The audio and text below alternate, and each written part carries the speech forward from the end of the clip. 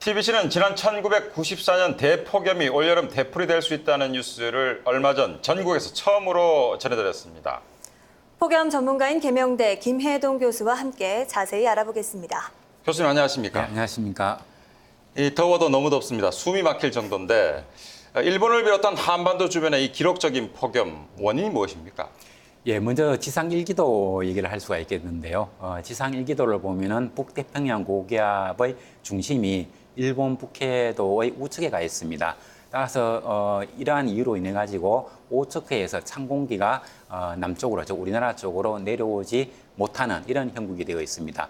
그리고 또 하나는 그 티베트 고원과 그다음에 중국 북서부 사막 지역인 사막 지역에서 가열된 뜨거운 공기가 상공을 통해서 우리나라 쪽으로 이동해 와서 우리나라 상공에서 침강을 하는 이러한 이유를 들 수가 있습니다.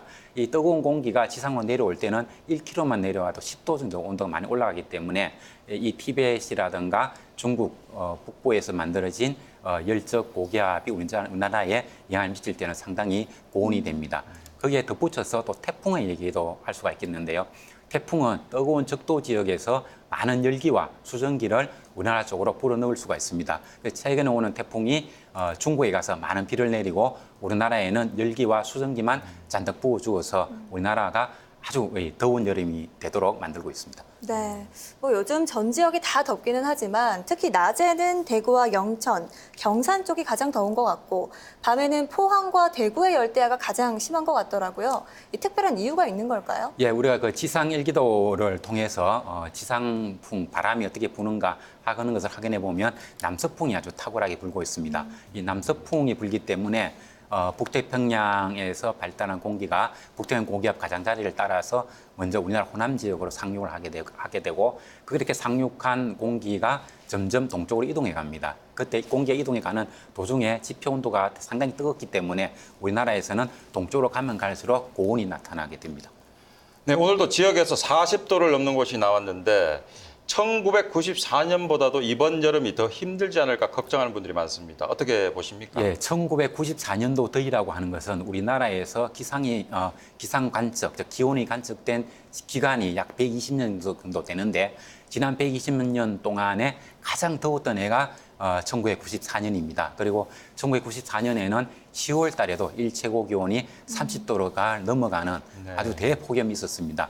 그런데 지금 우리나라에서 나타나고 있는 기온을 보면 1994년에 비해서 아직은 약간 미치지 못한다 이런 얘기를 합니다.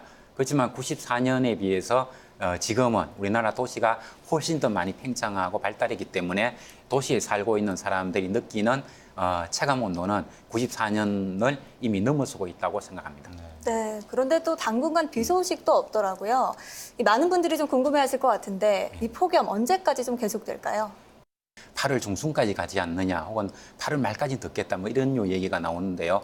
이것은 기상청의 어떤 수치 모델을 통해서 확인된 얘기라기보다는 우리가 경험적으로 보면 중복에서 말복까지가 가장 덥고 말복을 지나면 선선한 바람이 분다는 그런 경험에서 나오는 얘기고요. 기상청에서 공식적인 수치 자료를 통해서는 확인되지 않는 그런 온도입니다. 그래서 이 폭염이 1994년도처럼 9월 말 혹은 10월까지 갈지도 모르겠습니다. 네, 이번 폭염에 철저히 대비해야겠습니다. 출연해 주셔서 감사드립니다. 예, 고맙습니다.